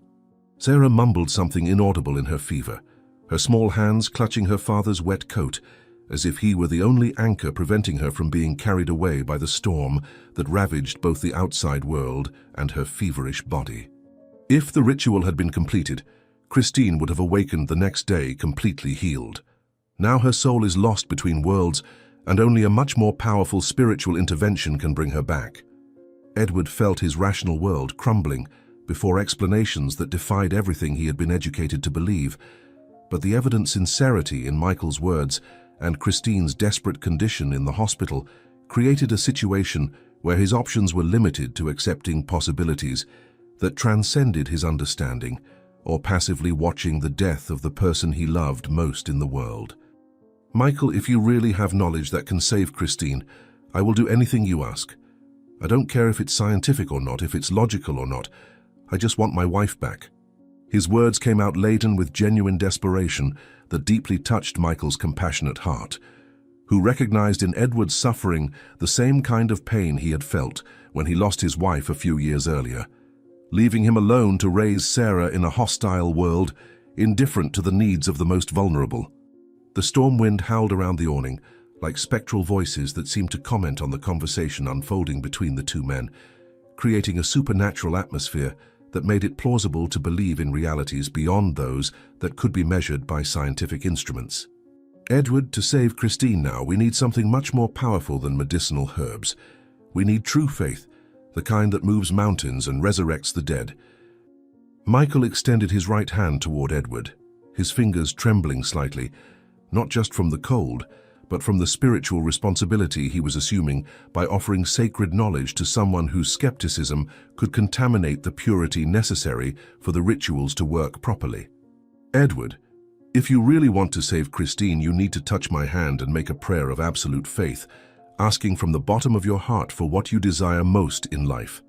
But it has to be true faith, not just desperation disguised as religiosity. You need to completely believe that divine power can perform miracles through the sincere prayer of someone who totally abandons their pride and control over the situation." Michael's words carried a supernatural weight that made Edward hesitate, his rational mind violently protesting against the idea of participating in what he considered primitive superstition, but his heart, desperate for Christine's healing, pushing him toward possibilities that transcended his materialistic education. Sarah opened her feverish eyes for a moment, focusing with difficulty on Edward's face, while whispering almost inaudible words about angels and prayers that her great-grandmother had taught her for situations of extreme spiritual emergency. "Mr. Edward, Daddy can speak to God through his hands. If you truly believe Mrs. Christine will get better." Edward looked alternately at Michael's extended hand and Sarah's feverish face, feeling suspended between two completely different worlds, the rational and controlled universe where he had built his business empire through logic and strategic planning, and a mysterious spiritual reality where healing happened through faith and ancestral rituals that defied scientific explanation. The rain continued falling with relentless intensity, creating a curtain of isolation that transformed the overhang into an improvised sanctuary where only the most fundamental truths about life, death, and love could be discussed without interference from the outside world. "Michael, I built my entire life based on facts I can prove, numbers I can calculate, results I can control through effort and intelligence. You're asking me to abandon all of this and trust in forces I cannot see or understand." Edward spoke with a tense voice, his internal struggle evident in every word, as he tried to reconcile decades of secular education with the possibility that there existed realities beyond the reach of modern science. Michael kept his hand extended with infinite patience, perfectly understanding the philosophical battle that Edward faced, having witnessed countless times the resistance of educated people against spiritual knowledge that their ancestors considered fundamental for a complete life. "Edward, your wife is dying because you trusted only conventional medicine. Perhaps it's time to try methods that your culture considers primitive, but that have been saving lives for thousands of years." Edward's resistance began to gradually disintegrate as the combined weight of his guilt, despair, and love for Christine overcame his intellectual objections against participating in a ritual he considered irrational, but which represented his only remaining hope of saving the marriage and life he had built during years of dedicated work. "Michael, if I do this, if I really pray with you, how can I be sure that I'm not just deluding myself with false hopes? How can I know if this isn't just an elaborate form of self-deception to deal with a situation that is beyond my control?" His questions reflected the brutal honesty of someone who had spent his entire life questioning motivations and analyzing probabilities before making important decisions, but who now found himself in emotional territory where such analytical tools proved completely inadequate. Michael smiled with an expression that combined compassion and ancestral wisdom, recognizing in Edward's doubts the same questions he himself had faced years before when his grandmother taught him the first healing rituals that seemed to contradict everything he had learned in school about reality and possibility. Edward, the difference between true faith and self-deception is that faith requires you to completely abandon your need to control the outcome. You are not trying to manipulate God to do your will. You are surrendering completely to divine will, even if it means accepting an outcome that is not what you desire. Sarah tried to sit up with visible effort, her high fever making each movement a battle against the weakness, consuming her small body, but her childlike determination driving her to participate in the crucial moment unfolding between her father and Edward. "Mr. Edward, when my mommy was dying, Daddy held my hand and we prayed together exactly as he's asking you to do. Mommy wasn't healed, but she smiled at us before going to heaven, and I knew she was at peace because we felt God's love through our hands." Her words, pronounced with the profound simplicity characteristic of children who have not yet learned to separate spiritual reality from everyday experience, hit Edward with an emotional force that definitively knocked down his last intellectual defenses against the possibility that there existed forces in the universe more powerful than scientific knowledge or economic power. The girl's pure honesty, admitting that not every prayer results in physical healing, but that all sincere prayers bring spiritual peace, revealed a spiritual maturity that Edward recognized as far superior to his own understanding about life, death, and the meaning of human existence. "Sarah, are you saying I should pray even without guarantee that Christine will be healed, that I should accept whatever outcome comes?"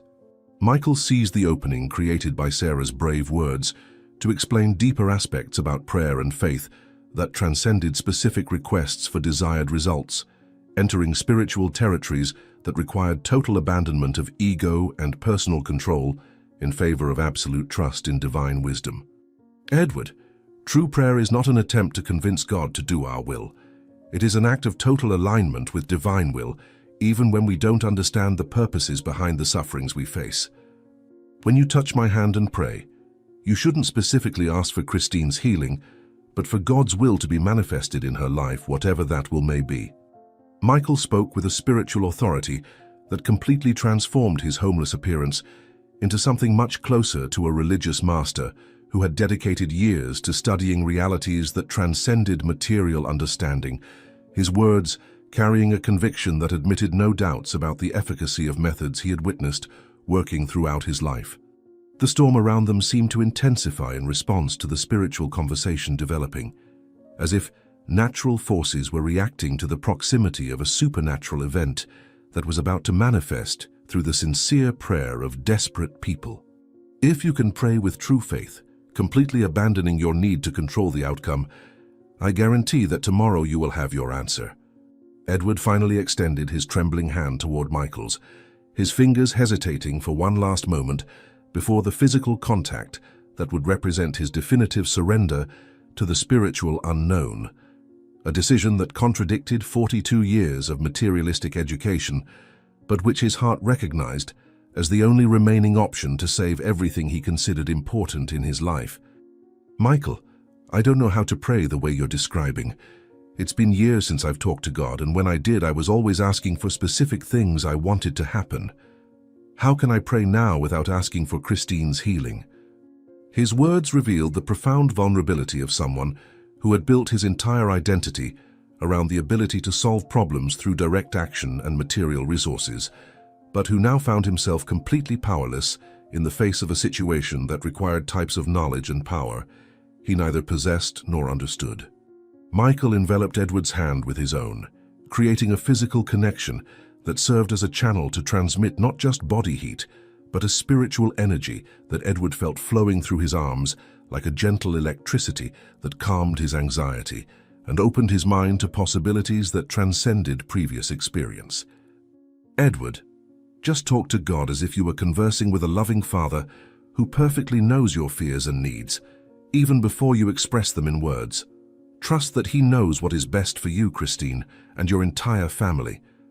The prayer that began to flow from Edward's mind and heart happened without spoken words, a silent inner dialogue where he poured out before God all the fears, regrets, hopes, and dreams he had accumulated during a lifetime of striving for material success that now revealed itself as completely inadequate to deal with fundamental questions about life, death, and true love. For the first time in decades, Edward allowed himself to be completely vulnerable before a higher power, admitting his total inability to control events that determined his happiness and recognizing that his arrogance had almost cost the lives of innocent people who had only shown kindness and gratitude in return for his hospitality. God, I don't know if you exist or if you can hear me, but I'm desperate and have nowhere else to turn. Christine is dying because of my errors in judgment, and I drove away good people who were only trying to help. If you really have the power to heal and forgive, I beg you to save my wife and give me a chance to correct the injustices I've committed. His silent prayers flowed like a confession that encompassed not just the current situation, but years of selfishness disguised as legitimate ambition, decades of indifference to the sufferings of the less fortunate, a lifetime built on material principles that revealed themselves as empty when confronted with fundamental spiritual realities. Michael kept his eyes closed in deep concentration, his own prayers intertwining with Edward's, in a spiritual harmony that created a field of energy around the three that Sarah could feel, even through her high fever. A divine presence that manifested as supernatural warmth that penetrated through the cold dampness of the storm. Edward, now ask for what your heart desires most, but be prepared to accept whatever answer God considers appropriate for your specific situation. Don't try bargaining or conditionals. Just present your deepest desire with total humility and absolute trust in divine wisdom. Michael's instructions were whispered so low they were almost indistinguishable from the sound of rain, but Edward heard them with perfect clarity, as if the words were being transmitted directly to his consciousness through the spiritual connection that had been established between them. During the following minutes, Edward allowed his heart to express the two deepest desires that had defined his adult existence: Christine's complete healing so they could rebuild their marriage based on more compassionate values, and the possibility of becoming parents through whatever miracle God deemed appropriate for their specific situation. Please, God, bring Christine back to me healthy and happy as she was before this tragedy. And if it is your will, allow us to experience the joy of being parents, even if it requires a miracle that defies all medical logic.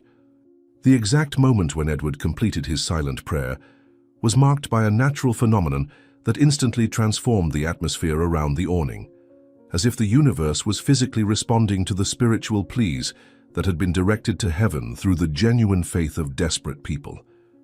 A massive lightning bolt cut through the night sky with a white and bluish light that illuminated the entire urban landscape as if it were midday, followed by a deafening thunder that made the ground shake beneath their bodies and the store windows vibrate like musical instruments played by supernatural forces.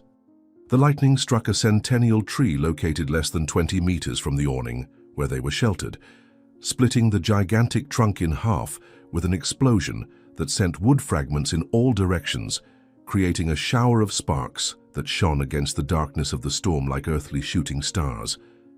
Edward instinctively opened his eyes, expecting to see Michael and Sarah terrified by the violent natural event that had almost hit them, but found father and daughter completely serene, as if lightning and thunder were normal occurrences during their prayers. Divine confirmations that their pleas had been heard by forces that controlled both meteorological phenomena and human destinies.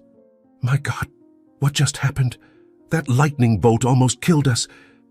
Michael smiled with an expression of profound peace that dramatically contrasted with the natural chaos that continued to unfold around them, his serenity indicating that he had witnessed similar manifestations of divine power on other occasions when sincere prayers created direct connections between earthly reality and celestial forces that governed seemingly random events. Edward, that lightning wasn't a coincidence. It was a confirmation that your prayer was heard and accepted by the powers that control life and death. When you prayed with true faith, completely abandoning your pride and control over the situation, you created an opening through which divine power can manifest in your life in ways that transcend human understanding.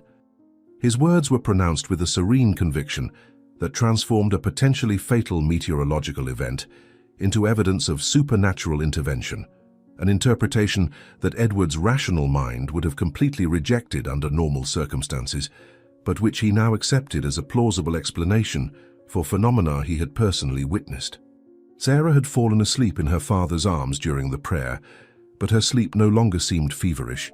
Her breathing had become regular and deep, as if the proximity of the divine manifestation had also begun to heal her physical condition, debilitated by prolonged exposure to the elements. "Tomorrow when the sun rises, return to the hospital. Christine will be waiting for you." The first golden rays of dawn cut through the heavy clouds that still remained from the night storm, creating a celestial spectacle of light and shadow that transformed the devastated urban landscape into something that seemed taken from a Renaissance painting about divine manifestations on earth.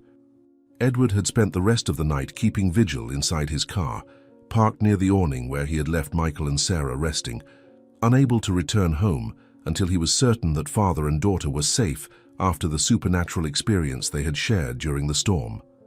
His mind alternated between rational attempts to explain the lightning that had hit the tree as a meteorological coincidence and a growing acceptance that he had witnessed something that transcended known natural laws, a manifestation of divine power that responded directly to the sincere prayers of desperate people.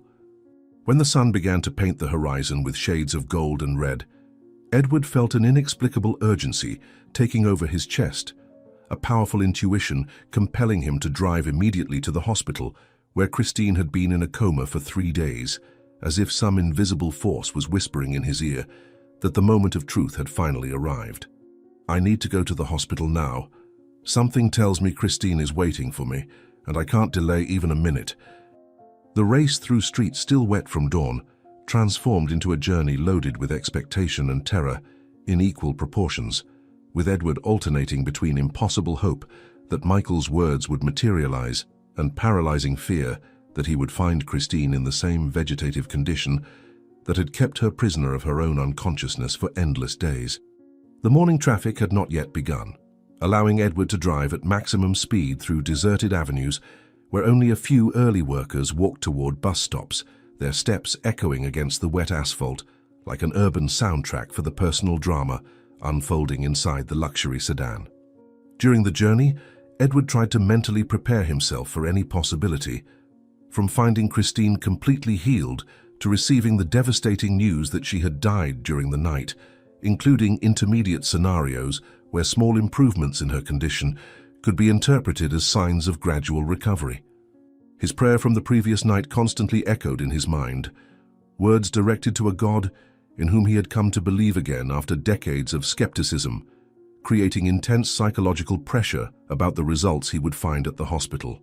If Michael was right about the power of sincere prayer, Christine must be awake waiting for me. If he was wrong, I don't even want to think about that possibility. St.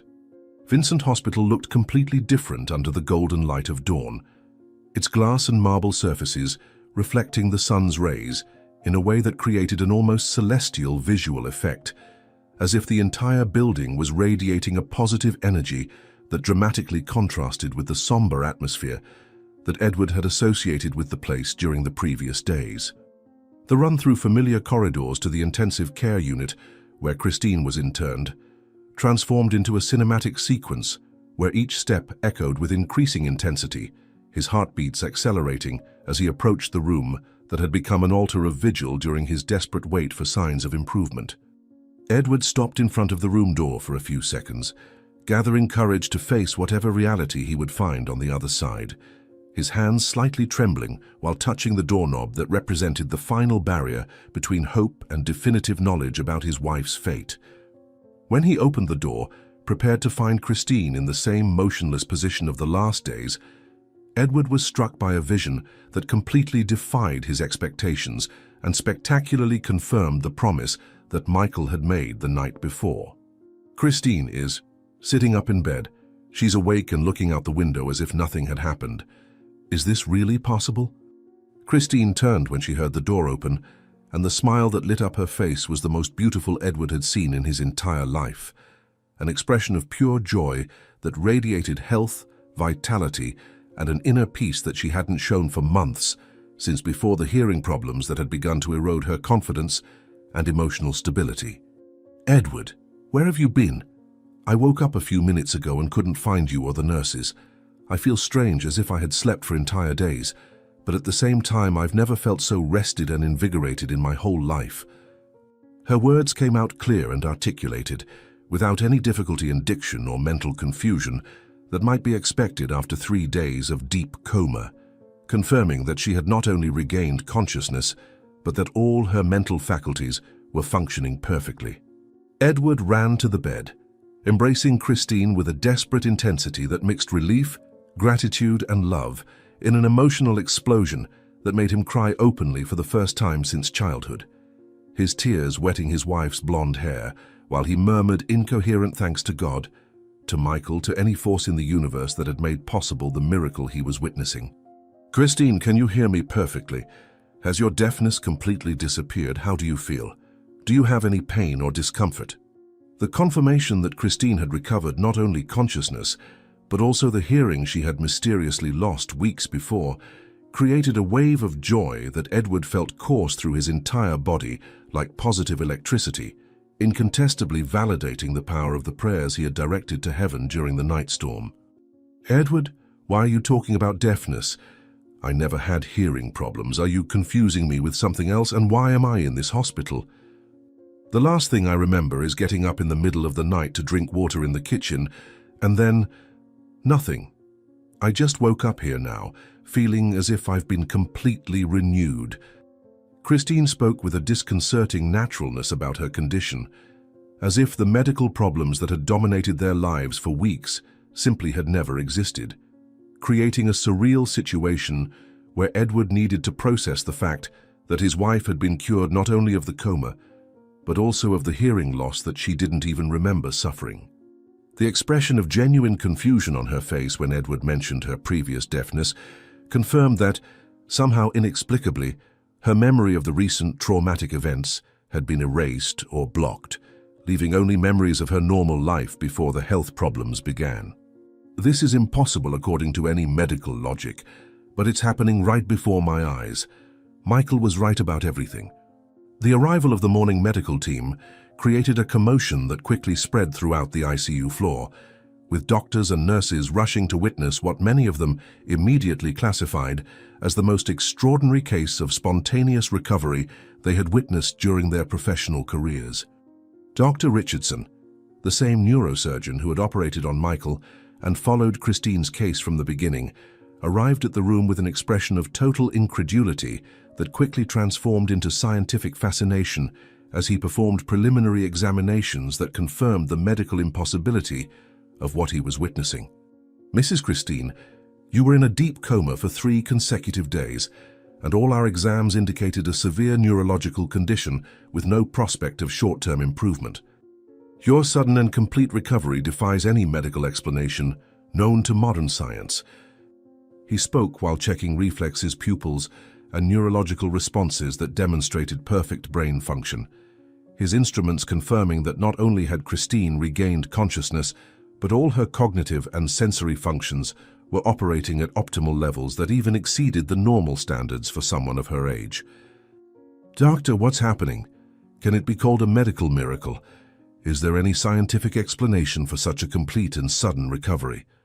Dr. Richardson remained silent for several minutes, mentally reviewing decades of medical experience, searching for precedents for the extraordinary case he was documenting, but eventually admitted with professional honesty that the situation completely transcended the limits of conventional medicine and entered territory that could only be classified as supernatural.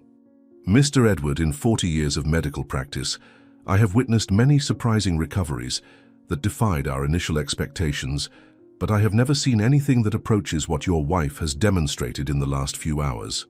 She hasn't just regained consciousness. She's demonstrating neurological function superior to what she had before the coma, as if the period of unconsciousness had, somehow, completely renewed her nervous system." His words carried the weight of someone who was being forced to question scientific fundamentals that he had considered absolute throughout his career, a humbling but also fascinating experience for a professional accustomed to finding rational explanations for all the phenomena he observed. Christine listened to the conversation with growing perplexity, trying to understand how she had lost 3 days of her life without any memory of the period, but feeling physically better than she remembered feeling in years. If there is no medical explanation for my recovery, then what caused my cure? Did something supernatural really happen to me? The discussion about the implications of Christine's case extended for hours, with various specialists being consulted to offer opinions on a phenomenon that defied conventional medical classification, but was being documented through objective examinations that confirmed the reality of the extraordinary recovery they had witnessed. Edward remained by Christine's side throughout the medical evaluation process, watching her undergo neurological tests, hearing exams, blood analyses, and tomographies that repeatedly confirmed that she was not only healthy, but demonstrating organic function superior to normal standards for women of her age and medical history.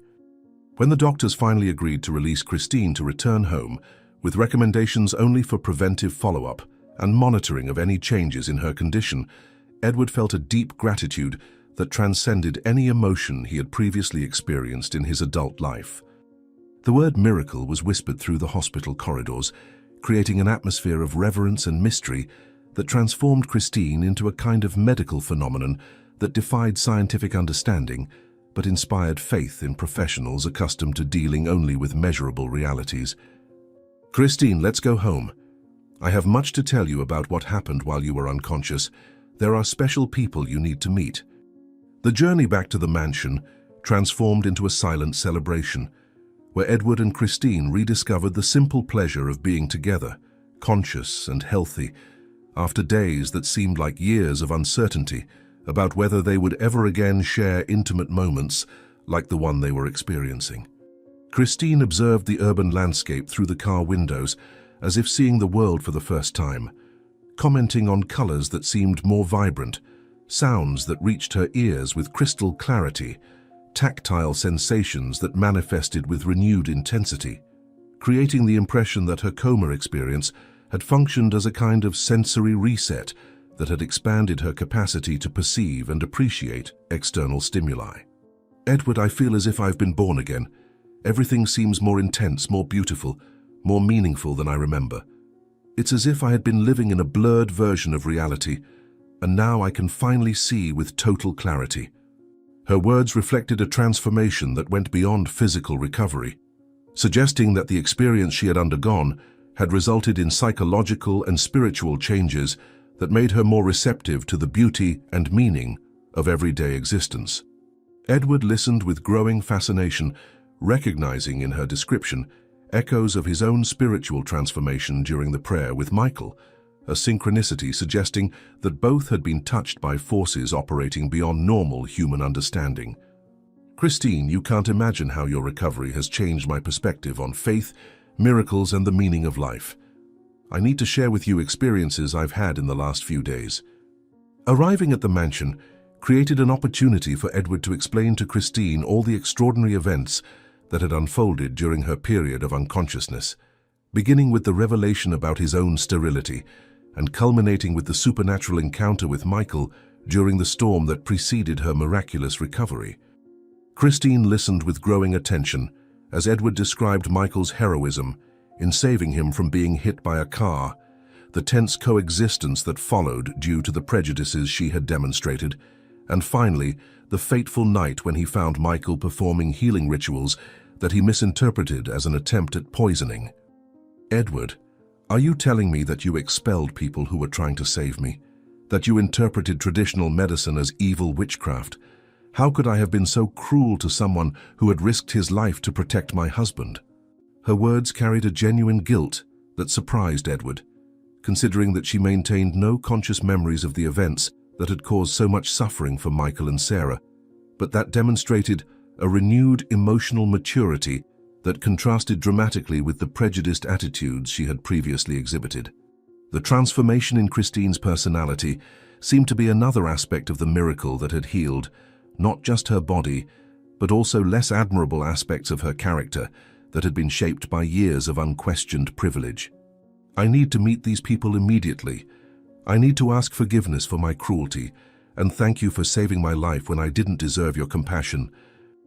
Edward explained with emotional details his desperate search for Michael and Sarah during the storm, the dramatic encounter under the marquee where he found them sick and soaked, and the transcendental prayer experience that had resulted in divine manifestation through the lightning that struck the nearby tree at the exact moment of his silent supplication. Christine, when I held Michael's hand and prayed with true faith for the first time in decades, I felt something I had never experienced before, a direct connection with forces that govern the universe in ways that transcend scientific understanding. He told me that you would be healed when the sun rose, and that promise was fulfilled so completely that even the doctors are talking about an inexplicable miracle. His words created an atmosphere of reverence in the living room where they were talking, transforming the familiar environment into something that seemed charged with divine presence that validated every aspect of the extraordinary narrative that Edward was sharing. Christine absorbed every detail with an acceptance that surprised Edward, considering that previously she had demonstrated total skepticism regarding anything that couldn't be explained through conventional science or purchased with enough money. Edward, I believe every word you're saying. I can feel that something sacred happened to me, even without remembering the specific details.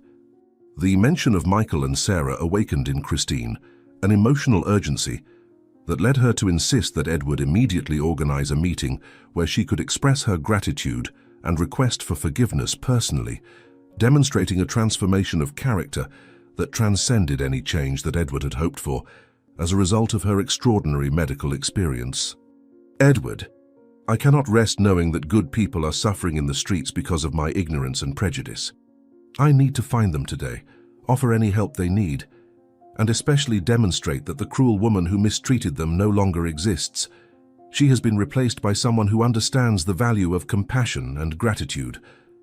Her words revealed a moving sincerity that deeply touched Edward, confirming that the miracle had operated at levels that transcended physical healing to include spiritual and moral renewal that had transformed Christine into a better version of herself. As they discussed plans to locate Michael and Sarah, Edward began to describe the healing knowledge that Michael possessed, explaining about the medicinal herbs and traditional prayers that had been used in the attempt to save her on that fateful dawn.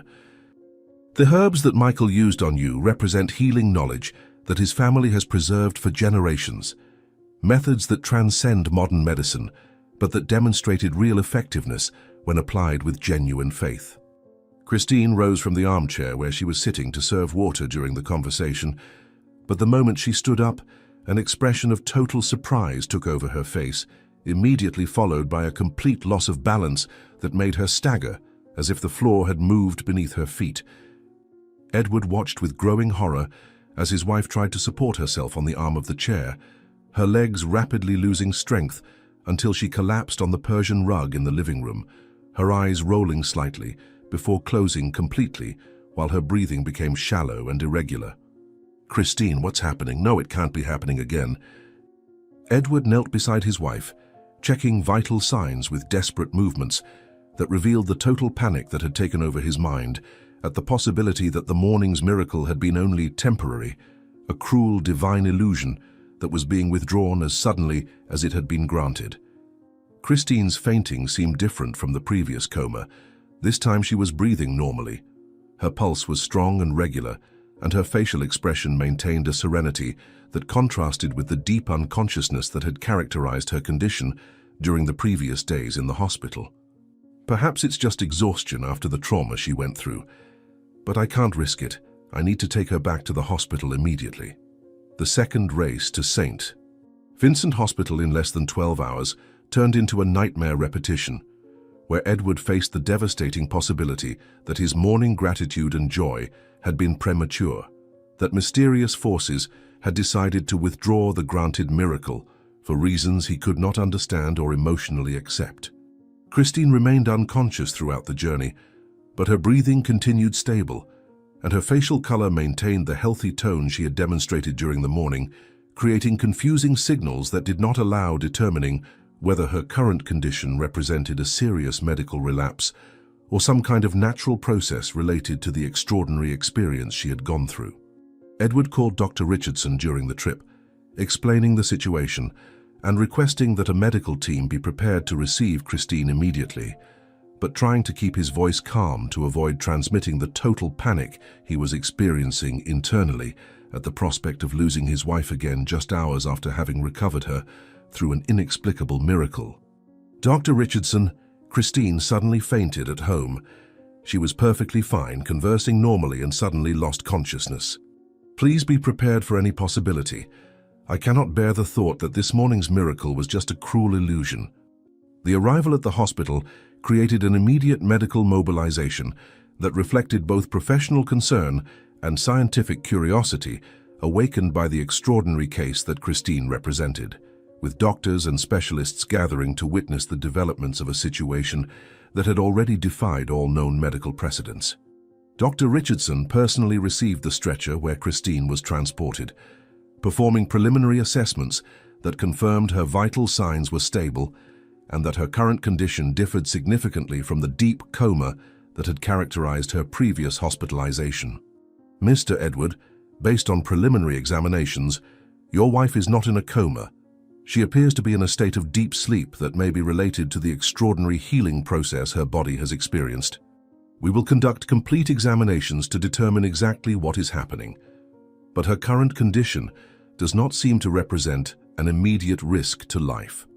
His words offered some relief to the terror consuming Edward, but the uncertainty about the causes of the sudden fainting kept high the psychological tension that threatened to overwhelm his capacity to emotionally process the extraordinary events that had dominated his life during the past weeks.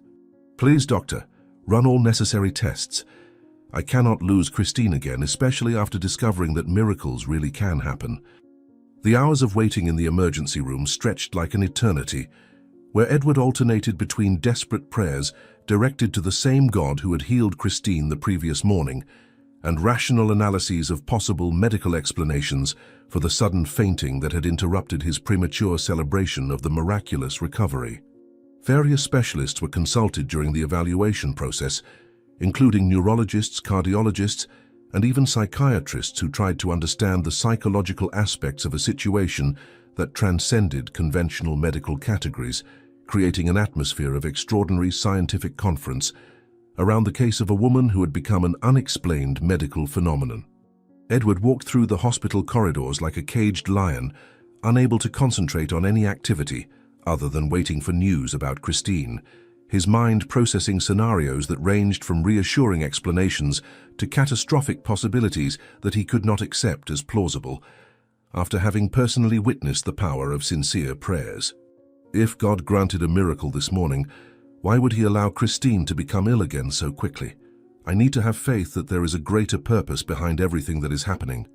When Dr. Richardson finally emerged from the examination area, with an expression that mixed scientific perplexity with something that could be interpreted as reverence before the inexplicable, Edward felt his heart accelerate in preparation to receive information that could again change the course of his life in ways he could not predict or control.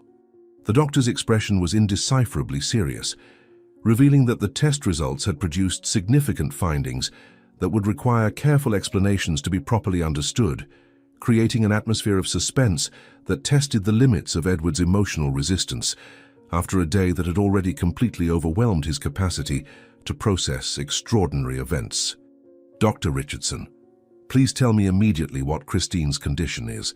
After everything we've been through, I cannot bear more uncertainties about her health and well-being.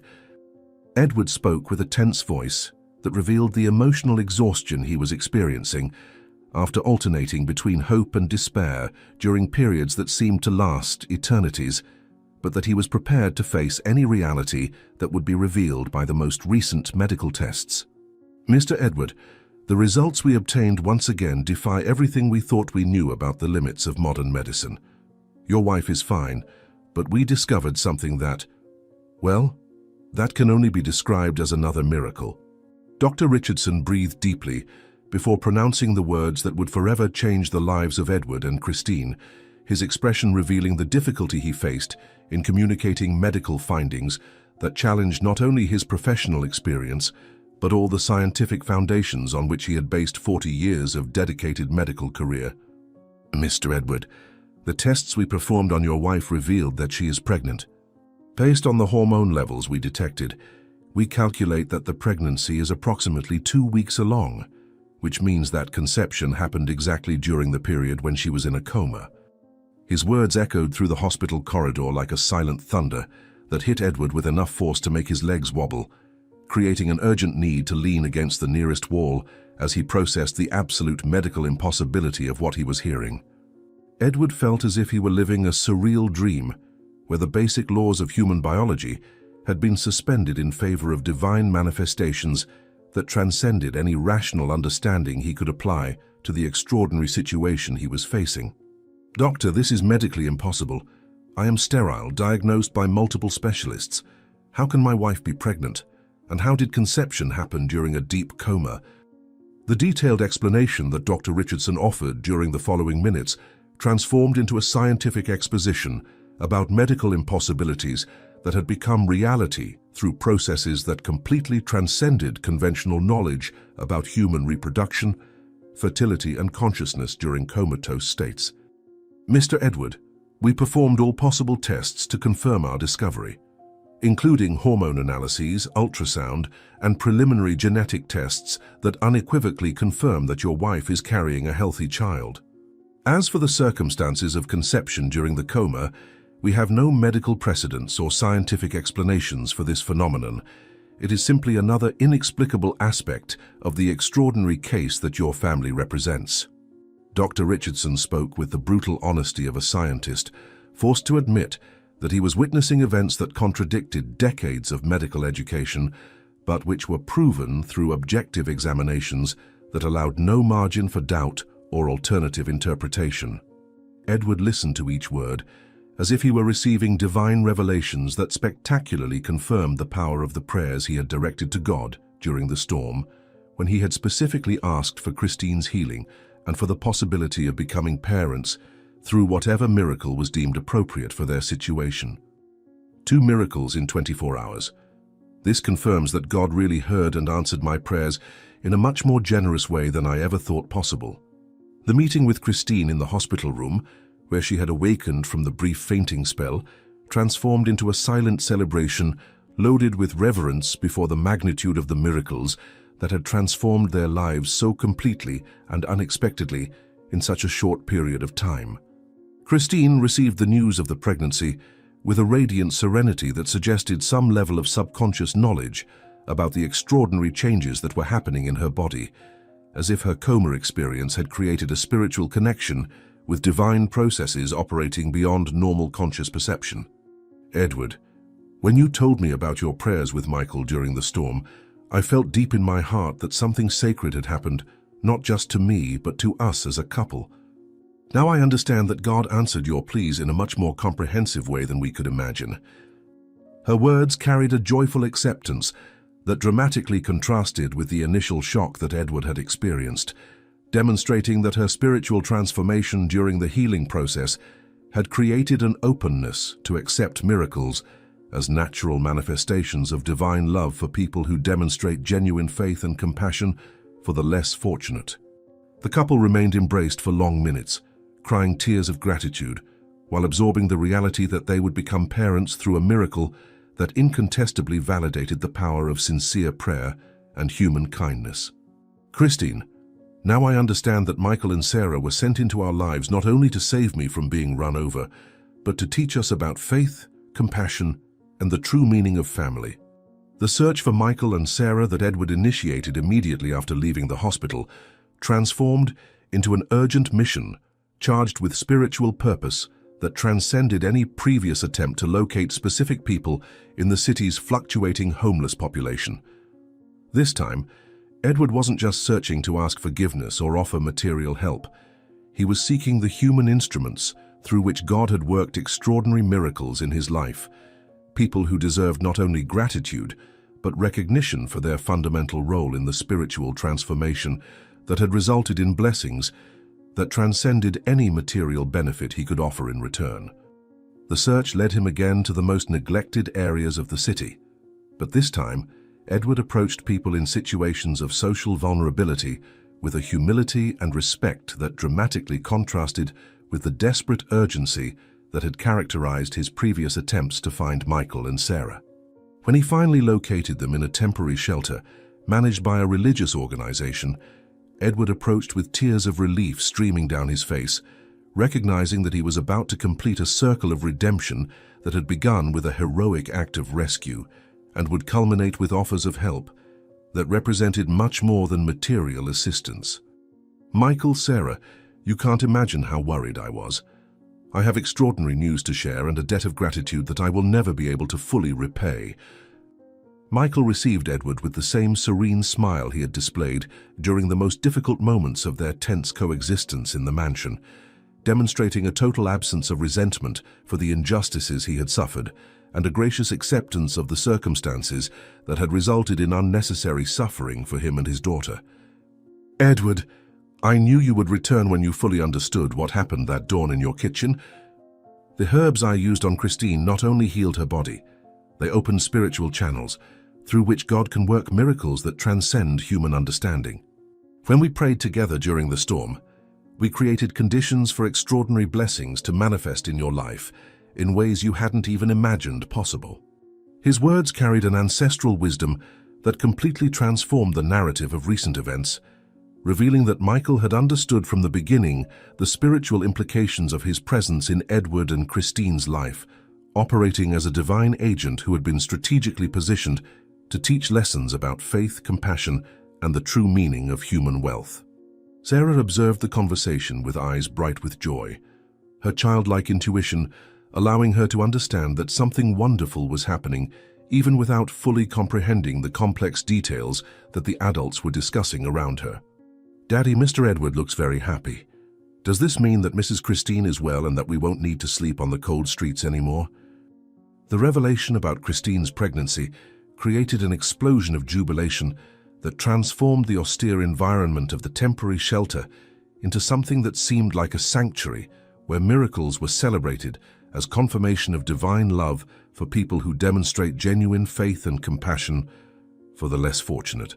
"Michael, Christine is pregnant.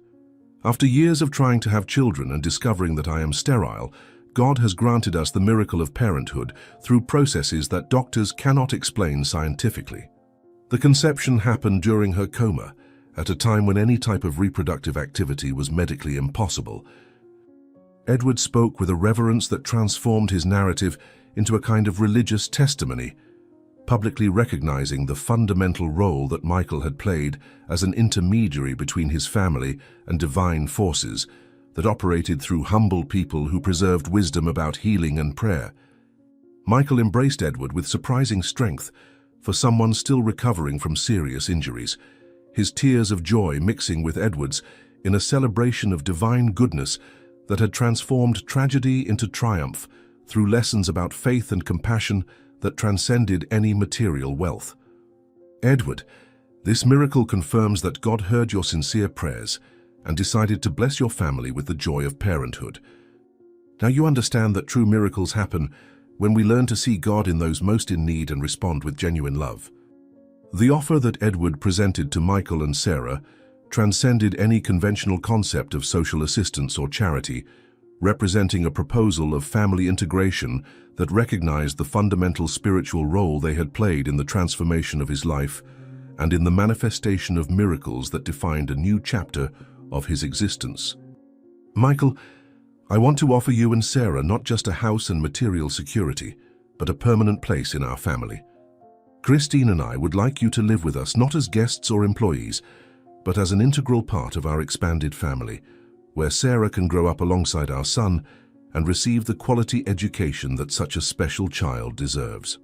Edward spoke with moving sincerity that revealed how his perspective on family, wealth, and social responsibility had been transformed through experiences that forced him to confront prejudices and priorities he had maintained throughout his adult life. Michael listened to the proposal with tears silently streaming down his face, understanding that he was being offered an opportunity for security and dignity that transcended any dream he had nurtured during the difficult years of living on the streets with a small daughter who depended entirely on his protection.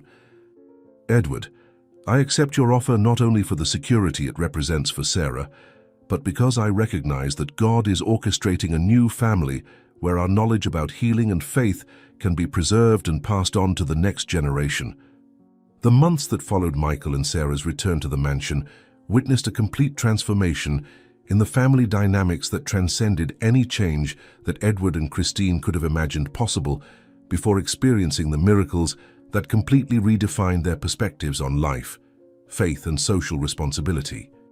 Christine, now radiant with a pregnancy that was progressing exceptionally healthily, dedicated herself to establishing a charity center that offered traditional and conventional medical care for people in situations of social vulnerability, combining Michael's ancestral knowledge with modern medical resources, funded by the family fortune that she now saw as a tool to serve the less fortunate. Edward: each day that passes, I better understand that our wealth was not a prize for our personal merits, but a divine responsibility to help people who have been neglected by a society that values only material success.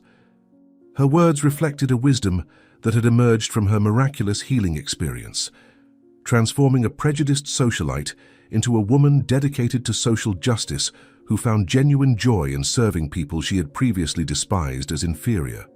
Michael gradually assumed the role of spiritual counselor to the family, teaching Edward and Christine about healing traditions that represented valuable alternatives to conventional medicine, while Sarah flourished in an environment where her natural intelligence was valued as special gifts that contributed to the well-being of the entire expanded family.